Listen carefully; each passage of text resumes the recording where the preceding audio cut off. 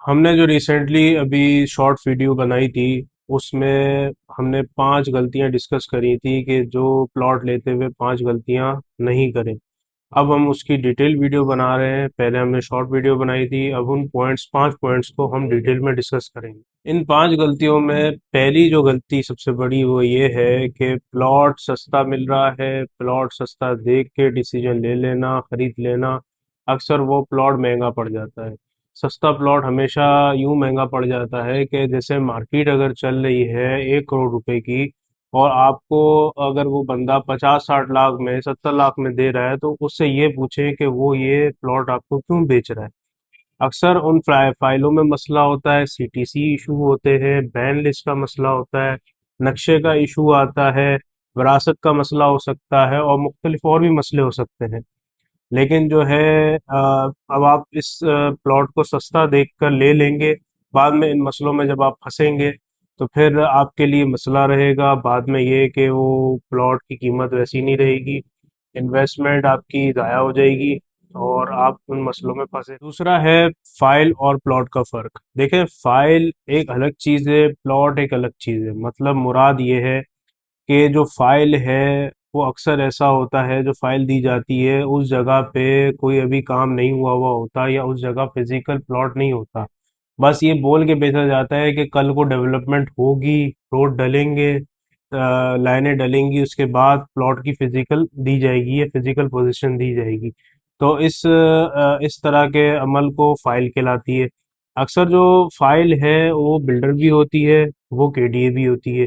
जैसे सरजानी में सेक्टर 13, 14 है और 15 है, ये यहाँ की फाइलें बिकती हैं। हालांकि प्लॉट एग्जिस्ट करता है, उसके लिए आपको फिजिकल पोजीशन लेनी होती है केडीए से, लेकिन वो अभी फाइल बिक रही है उस पे।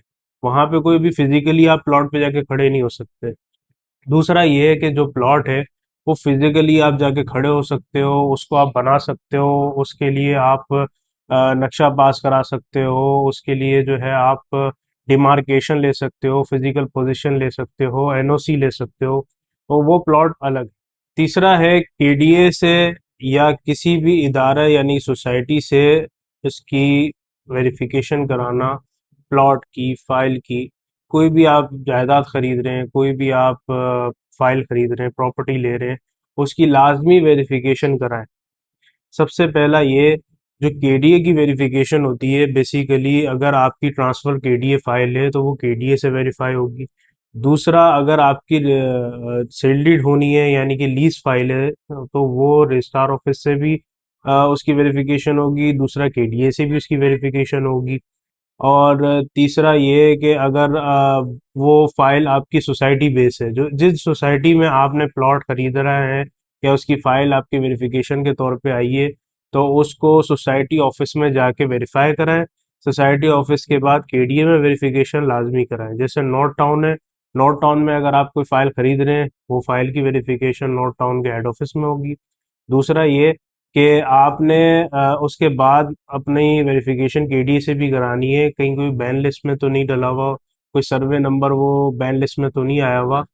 दूसरा ये कि जैसे आप फ्लैट लेते हैं जो कि बिल्डर फाइल होती है बेसिकली, अगर वो बिल्डर फाइल भी है तो भी आपने बिल्डर से वेरिफिकेशन करानी है। साथ साथ जो है आपने अगर वो प्रोजेक्ट सबलीज हुआ हुआ है तो सब रजिस्ट्रार से आपने जाके वेरिफिकेशन करानी है, फिर केडीए से वेरिफिकेशन करानी है। हमारा चौथा पॉइंट ये है, टोकन देकर प्रेशर में आ जाना, जल्दबाजी में डिसीजन ले लेना। अक्सर जो गलत स्टेट डीलर्स हैं और ब्रोकर हजरात हैं, वो चाहते ये हैं कि पार्टी से बस किसी तरह हम कमीशन ले लें। तो ऐसा करना नहायत ही गलत बात है, उनको नहीं करना चाहिए। उन्हें ये सोचना चाहिए कि अगले ने चाहे लाख रुपए कमाया हो, चाहे करोड़ रुपया कमाया हो, किस मुसीबत से कमाया है, किन मुश्किलात से कमाया है, उन्हें ये देखना चाहिए भाई। असल में बात यह है कि जब आप टोकन दे देते हैं तो वो स्टेट वाले जो भी ये प्रेशर डालते हैं आप पे कि आप जो है जल्दी से एग्रीमेंट करें और जल्दी से आप सौदा करें, नहीं तो ये सौदा किसी और को दे दें। तो आपने ये बिल्कुल भी नहीं करना। आपने सीधा जो है सबसे पहले अपनी वेरिफिकेशन करानी है। उससे वेरिफिकेशन से पहले आपको सौदा देखना है कि आपने जो प्लॉट या मकान या फ्लैट या दुकान जो भी खरीद रहे हैं वो आपके लिए सूटेबल है या नहीं है। अगर वो सूटेबल है उसके बाद आप टोकन करें, टोकन के बाद उसकी वेरिफिकेशन तसल्ली से कराएं, 2-3 दिन लें, 4 दिन लें, 5 दिन लें, लेकिन आप वेरिफिकेशन कराएं। और जो भी ब्रोकर है या स्टेट डीलर है उसको लाजमी बताएं कि मुझे 1 हफ्ते का टाइम लाजमी चाहिए। और जब वेरिफिकेशन हो जाए, आपकी तसल्ली हो जाए, तो फिर आप जो है उस सौदे पे 10% का एग्रीमेंट। फाइनल और पांचवा पॉइंट हमारा ये है था कि आप लीगल एग्रीमेंट की तरफ आए। सरजानी टाउन, नॉर्थ कराची और मुख्तलिफ जगह ऐसी हैं, लियारी हो गई और औरंगी हो गया, कोरंगी हो गया, ये मुख्तलिफ इलाके कराची के ऐसे हैं जो मुसलसल ये नहीं समझते कि लीगल एग्रीमेंट कहते किसे हैं, करते किसे हैं। अक्सर माशाल्लाह हमारे यहाँ काफ़ी पढ़े लिखे लोग हैं जो अब इस चीज़ को समझते हैं, इन लीगल एग्रीमेंट की तरफ आते हैं, एडवोकेट से वो अपनी मदद हासिल करते हैं, एडवाइजरी लेते हैं। और हम जैसे जो डीलर्स हैं जो हर तरह से जो है कंसल्टेंसी देते हैं। अब मसला ये होता है, जो लीगल एग्रीमेंट है वो बेसिकली 1,000 रुपए से शुरू है, जो कि आजकल गवर्नमेंट की तरफ से ई स्टैम्प पेपर इशू किया जा रहा है। ई स्टैम्प पेपर बेसिकली बैंक से इशू होता है। पहले हमें नोटरी पब्लिक से मिलता था, वो सारा खाता खत्म है। हमें जो है पहले हमने ई फॉर्म, ई चालान भरना है। ई चालान जब भर देंगे उसको फिर नेशनल बैंक या बैंक ऑफ पंजाब या बैंक ऑफ सिंध जो है, आप वहाँ जाके चालान पे करेंगे।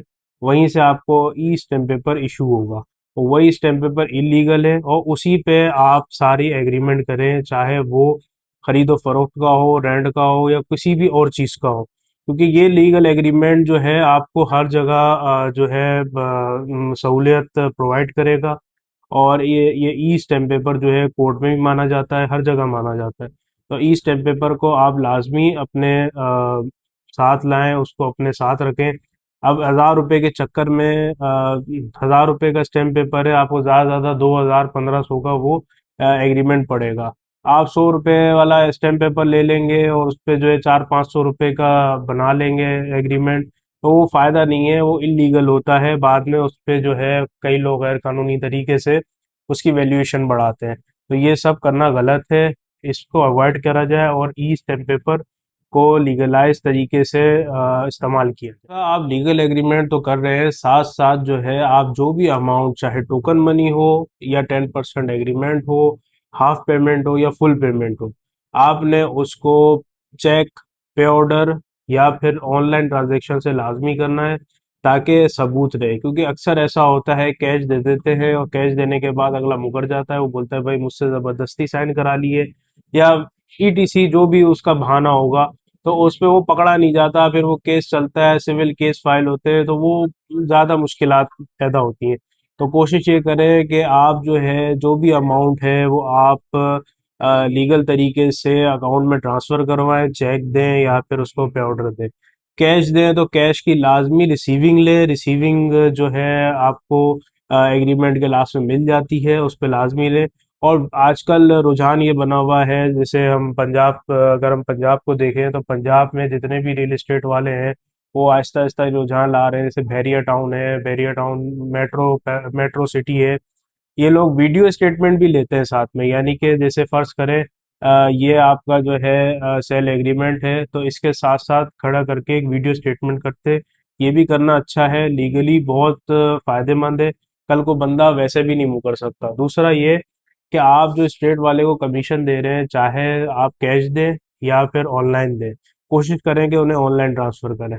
नहीं कर सकते तो आप उनसे कैश तो दें, लेकिन उनसे रिसीविंग भी लें। आप उन्हें कैश दे के आप रिसीविंग लें, रिसीविंग में लिखवाएं भाई ये सौदा लिया जा रहा है और इसके अंदर जो है ये इतना कमीशन इनका है, अभी इतना दे दिया है, बाद में इतना देना है, जो होता है हिसाब किताब। बाकी आपकी म्यूचुअल अंडरस्टैंडिंग है। होपफुली आपको मेरी वीडियो पसंद आई होगी, ये लॉन्ग वीडियो थी।